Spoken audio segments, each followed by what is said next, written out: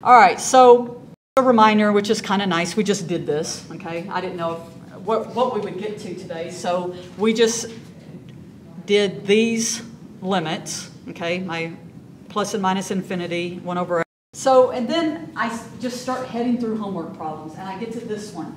And I go, well, I'm not really sure they would know what to do with this one. Okay, you might think by looking at this, well, what you told me is the denominator is getting very, very large, meaning my fraction's getting very, very small, so it's going to 0, right? Makes sense to me. But isn't the denominator, what's the denominator doing? This. You know, it's doing your sine wave. So we've got to figure something out to do with this. And I thought, well, aha, the only thing in this section I've told you is that whole 1 over x thing. I actually graphed these functions, my 1 over x and minus. So there's 1 over x, there's minus 1 over x. And look what happens as I'm heading to infinity. What did you guys call it? The Doritos theorem? So in other words, this is getting, this function, my sine, going up and down like this, but it's squeezing, a lot of teachers call this the squeeze or the pinching theorem, between, and it's staying, if you went way, way out here, it's staying between these two functions. Oh, well, if I use the sandwich theorem on these two, find the limits, then that will give me that value of the picture.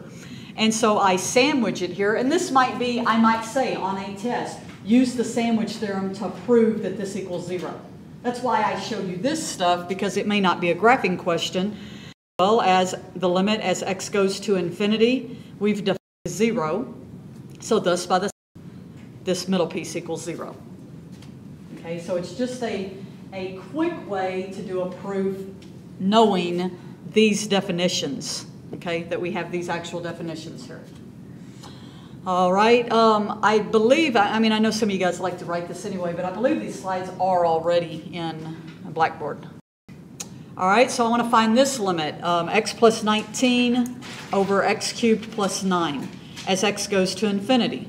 What am I going to divide everything by? I take and I divide every single term by x cubed. Here, x over x cubed, 1 over x squared, 19 over x cubed, that becomes 1, and 9 over x cubed. So that's all I've done is taken every single one of these and divided. And my next step is notice that becomes zeros. I end up with 1 over x squared over 1. Okay, so just 1 over x squared. If I'm heading to infinity, again, if you want that extra step, that's the same thing as the limit. I don't know why I put an 8 there. Where's my eraser? If you want to do the extra steps, that's the same thing as 1 over x times 1 over x, which both of those are zeros, and thus you get 0.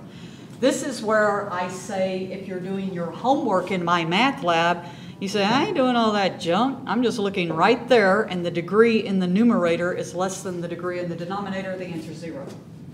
So if you want to get through your My Math Lab very quickly, which is what you want to do, right, then most of these you're just going to be able to look at them and answer them right away, okay? But once again, work through a few of these for practice for your test on, she's to the point where she's ignoring me now. What? And again, let's say you don't want to, you're like me, you're not a memorizer, and you don't want to remember the degree of the numerator and all that junk, just simply graph it. Okay, meaning that as the function heads out to infinity, you know, it started day 1 with you. There's always one student from day 1, and Sarah's it. Okay, so as I'm heading out to infinity, my function is getting closer and closer to 0. Okay, of course we do have the old man on the back row, which was not here last class. We all noticed because the class was dead. It was quiet, and I go, "Why are you guys so?" Oh, he's not here. Terminal's a hell of a drug. All right, so what if we have the limit as x goes to infinity of this cubed root thing? Of this cubed root. Whenever you have something inside, just look at the inside part first and worry about that outside later. Okay? So what am I going to divide every term by? X squared. Single term, I divide by x squared. What happened? Oh, never mind. What were you going to say? No, I was just, they have the same degree. And why would you go through all this? That's what I'm going to get to. I wouldn't go through all this, but I'm going through all this to give you more pain. Every term by x squared. This, of course, becomes 1. These, of course, are going away. As Sarah noted, why would you do that? They have the same degree. And say it's the cubed root of 1/8, which equals? Do we have a test we have to go through this process? Yes, this makes Cindy happy. Yes, you have to do this. And then even at this point, I would like you to split this up even more.